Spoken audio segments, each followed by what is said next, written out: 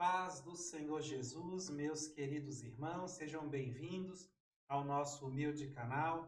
Como sempre, trazendo aqui mais uma porção da Palavra de Deus para edificar a sua vida e aquecer o seu coração.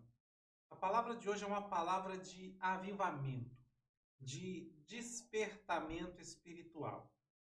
Um texto que você conhece muito bem, profeta Amós, capítulo 8, versículo 11, que diz assim: Eis que vem dias, diz o Senhor Deus, em que enviarei sobre a terra fome, não fome de pão, nem sede de água, mas de ouvir as palavras do Senhor.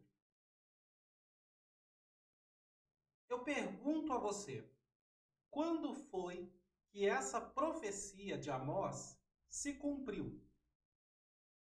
E ele está falando que Deus vai mandar fome. Como assim fome de ouvir a palavra do Senhor? Como que isso acontece na prática? Tá? Porque, de repente, se eu não estou com fome da palavra, isso é uma coisa boa ou é uma coisa ruim? Bom, vamos entender passo a passo. Quando ele diz que não é fome de pão, mas sim da palavra de Deus, trata-se de uma fome espiritual. Você sabia que Deus ele pode enviar fome espiritual? A fome espiritual, ela vai causar em nós um esfriamento espiritual. Assim como uma pessoa pode morrer de fome se não tiver alimento para comer, e pode também morrer de sede se não tiver água para beber, assim também aquele que tem fome e sede espiritual pode morrer espiritualmente. E o que se vê hoje ao nosso redor? Eu pergunto para você, olhe para os dias de hoje, olhe ao seu redor, o que nós estamos vendo? Nós estamos vendo evangélicos na política escandalizando o reino de Deus. Nós estamos vendo cantores famosos na mídia dando um péssimo testemunho. Nós estamos vendo pastores decepcionando geral o povo e sendo considerados piores que ladrões. Os evangélicos no Brasil estão crescendo, dizem algumas pesquisas, mas os fatos dizem o contrário. Porque um cristão verdadeiro, ele faz a diferença onde passa. Ele faz a diferença onde mora. Ele faz a diferença onde trabalha. Ele faz a diferença onde estuda. E o resultado disso é que a maldade vai diminuindo e a bondade vai prevalecendo, tá? Então, por mais que alguém diga que os evangélicos estão crescendo, nós não estamos vendo o resultado desse crescimento. Não estamos vendo brigas diminuindo, não estamos vendo a união aumentando, não estamos vendo casamentos se firmando. Pelo contrário, tem tanta briga dentro da igreja quanto fora da igreja. Tem tanta desunião do povo de Deus quanto os ímpios são desunidos. Tem tantos divórcios dentro da igreja quanto fora da igreja. Então, talvez alguém vai dizer assim, mas tem tantas igrejas abençoadas no Brasil, né? E realmente eu concordo, isso é verdade. Tem muita igreja grande, bonita, abençoada, cheia, né? Nós temos aí vários templos cheios. Mas não podemos nos deixar enganar por isso, isso é uma aparência. Como diz o Hernandes em uma de suas mensagens, eu concordo. Ele diz assim que hoje é muito ajuntamento e pouco avivamento. Tá? É muito movimento e pouco quebrantamento. É muita aparência e pouca essência. É muitas folhas e pouco fruto. São muitos cultos festivos e poucas almas se salvando. A fome que o profeta Amós profetiza aqui, diz a Bíblia, em Ezequiel 14, 21, que a fome é um dos mais severos juízos de Deus. E agora, o profeta Amós fala que Deus vai enviar uma fome espiritual, que com certeza é pior do que a fome normal. E o motivo de Deus enviar essa fome espiritual está no próprio texto do profeta Amós. É por causa do desprezo, da palavra de Deus, por causa da indiferença à palavra de Deus, por causa da falta de zelo com a sua palavra, tá? É uma situação de causa e efeito. Se não ouvem os profetas, se rejeitam a palavra, então o Senhor vai se calar por 400 anos. Isso você deve conhecer como período interbíblico. E como que acontece essa fome na prática? Não seria a primeira vez que o Senhor envia uma fome espiritual. Isso já aconteceu antes. Vejamos alguns relatos bíblicos de fome espiritual.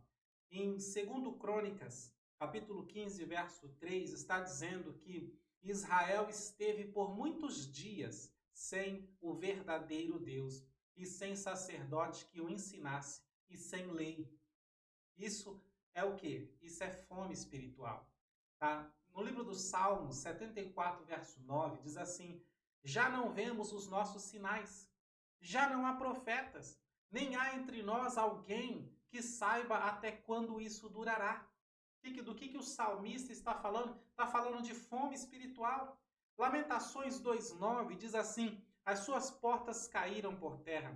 Ele destruiu e quebrou os seus ferrolhos. O seu rei e os seus príncipes estão entre os gentios, onde não há lei. Nem os seus profetas acham visão alguma do Senhor. Isto é uma fome espiritual também, junto com a queda de Jerusalém.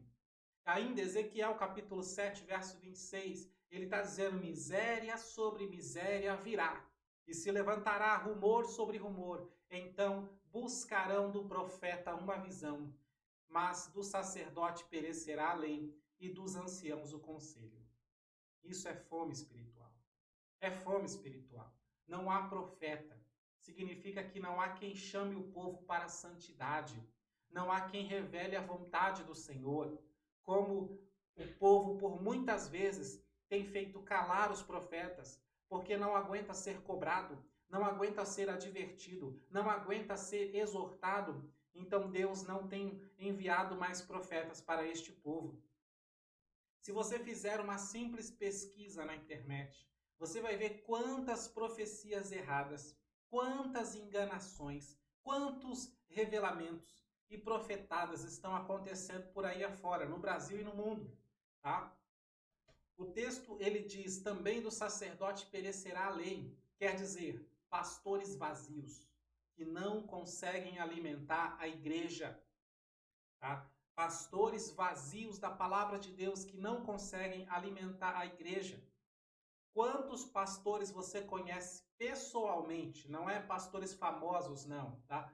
Pessoalmente. Quantos pastores você conhece pessoalmente na igreja ou nas igrejas que você já congregou e já frequentou, que consegue pregar uma boa palavra e alimentar a igreja todo o culto?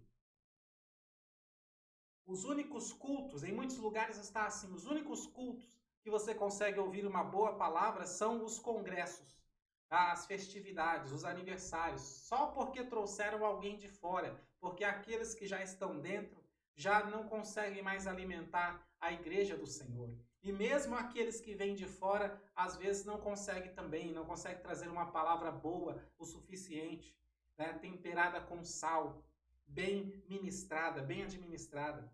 Hoje, muitos pastores em muitos lugares já admitiram com a sua atitude que não podem alimentar o rebanho. Quando você vê pastores que estão se dedicando a fazer shows de música nas suas igrejas, entretenimentos, né, peças e mais peças e teatros e um monte de outras coisas, festividade de todo tipo, é porque eles estão admitindo com essa atitude que não podem alimentar o rebanho de Deus e estão tentando entreter o povo. Quando o profeta não tem fogo, aquele que está na frente não tem fogo, o que ele faz? Ele tenta entreter o povo. Ele grita, ele faz o maior barulho, ele se corta, né, para tentar impressionar as pessoas, assim como fizeram os profetas de Baal. Eles não tinham fogo nenhum, não tinham fogo nenhum. Gritaram igual uns loucos. Agora, o profeta que tem fogo, basta ele dar uma palavra e o fogo do céu desce, como fez Elias. Tá? Hoje, nos nossos dias, está se cumprindo novamente a profecia de Amós, Porque as pessoas estão correndo atrás da palavra de Deus, estão disputando pregadores itinerantes.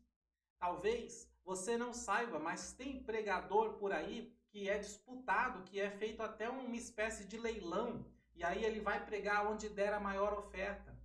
Tá? E as pessoas nessa busca, nessa disputa pelo pregador tal, pelo pastor X, pelo pastor Y, elas ainda até reclamam da oferta que eles cobram, quando na verdade deveriam ter vergonha na cara, porque eles mesmos não buscam a doce e poderosa palavra de Deus. Ora, não é a mesma Bíblia? Não é o mesmo Deus que você serve? Por que você tem que ficar trazendo alguém de fora o tempo todo? Por que você mesmo não busca a esse seu Deus, a esse nosso Deus, e você mesmo não alimenta a sua igreja?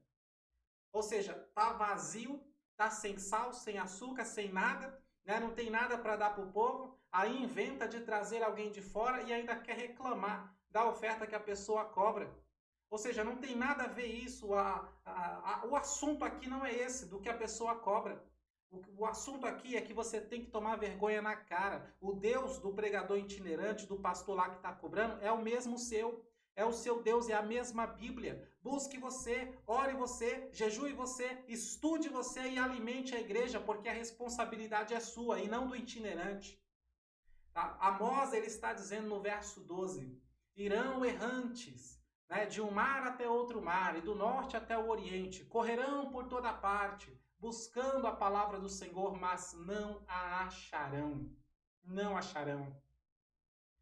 Eu te pergunto, qual foi o evento de missões referência de pregadores no Brasil por muitos anos? Qual foi?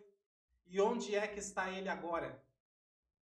Estamos passando por uma fome espiritual ou não estamos? E quantos jovens nós temos hoje que já saíram da igreja e estão protestando contra ela? Quantos estão saindo da igreja e reclamando dela? Isso não é morte espiritual para você? Resultado da fome espiritual? É incrível que Amós, ele explica no seu texto que os resultados da fome espiritual é justamente os jovens começarem a cair. Veja Amós capítulo 8, verso 13. Ele diz assim, naquele dia as virgens formosas e os jovens desmaiarão de sede. Ele diz que Deus vai mandar fome, mas os jovens vão desmaiar de sede.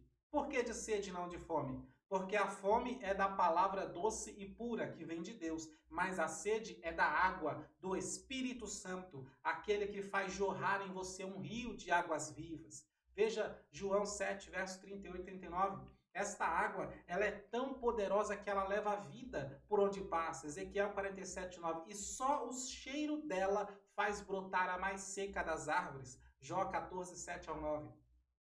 Então, não tem palavra, também não tem água do Espírito Santo. Os jovens começam a desmaiar de sede, começam a sair da igreja, começam a se desviar. O que tem de filho de crente hoje que está no mundo, irmão, que cresceu na igreja e foi para o mundo, isso não é brincadeira. Estamos passando por uma fome espiritual e não podemos ficar de braços cruzados. Você que ainda está vivo, você que ainda está bem alimentado, você não pode ficar aí sem fazer nada enquanto o povo está desmaiando de fome e de sede. Eu pergunto, cadê aqueles irmãos e aquelas irmãs que viravam noites lendo a Bíblia? Cadê aqueles irmãos, aquelas irmãs que meditavam, oravam e choravam na presença de Deus?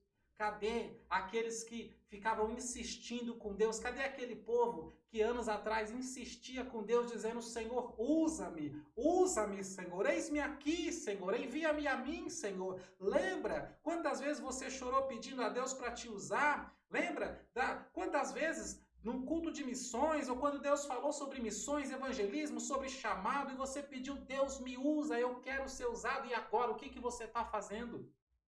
Tá? Cadê aqueles que diziam, que imploravam para Deus para serem usados, para serem cheios do Espírito Santo, e agora, o que você está fazendo?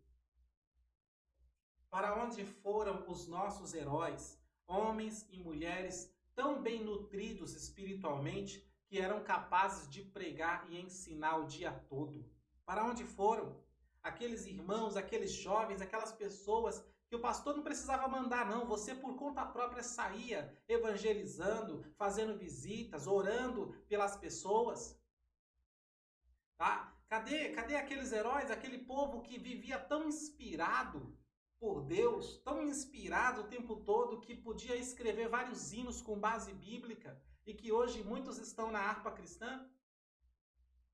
Enquanto você fica aí competindo com seus parentes e vizinhos para ver quem enriquece mais rápido, quem tem a casa mais bonita, quem faz a melhor reforma no final do ano, enquanto você fica aí competindo para ver quem vai comprar o celular de última geração que foi lançado, almas estão morrendo de fome e sede dentro da igreja, bem debaixo do seu nariz.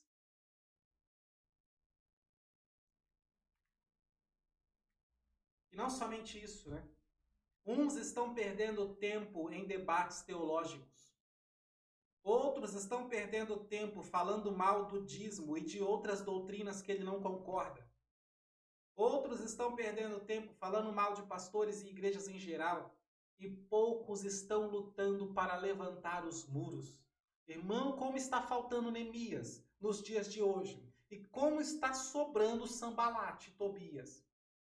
Tem muitos para criticar e atrapalhar e derrubar, mas poucos para edificar, trabalhar e construir. Mas eu vim aqui te trazer essa palavra que Deus colocou no meu coração para te dizer uma coisa. Deus é riquíssimo em amor e misericórdia.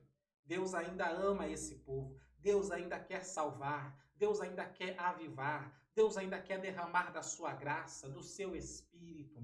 Tá? E é por isso que ele está alertando você aqui através dessa mensagem, tá te chacoalhando, te fazendo despertar e dizendo: acorda mulher, acorda homem, lembra para o que eu te chamei? E Deus, ele quer derramar uma nova unção sobre a sua vida e levantar você nesses últimos dias. Eu sei, o inimigo distraiu você e fez você ficar preocupado com um monte de coisas dessa vida. Mas a palavra diz, né, como Paulo orientou a Timóteo, um bom soldado, ele não se embaraça com coisas dessa vida, a fim de agradar aquele que o alistou. Irmão, irmã, Deus conta contigo ainda. Deus ainda usa profetas. Deus, ele conta contigo, jovem. Deus, ele conta contigo, moça. Deus, ele quer te encher do Espírito Santo. Aleluia. E usar você para ser referência, para ser exemplo, para ganhar almas. Deixa Deus usar a sua vida, porque Jesus está voltando. Amém? Glória a Deus. Eu fico por aqui. Se Deus falou contigo, comente aí abaixo, tá bom? E se possível, ainda hoje, separe um tempo para ter uma conversa muito séria com o teu Deus. Ainda hoje, tá? Nessa madrugada. Se não tiver tempo durante o dia, então que seja na madrugada. Separe um tempo para ter uma conversa muito séria com o teu Deus sobre o teu chamado. Amém? Um abraço. Deus abençoe sua vida, família e ministério, em nome de Jesus.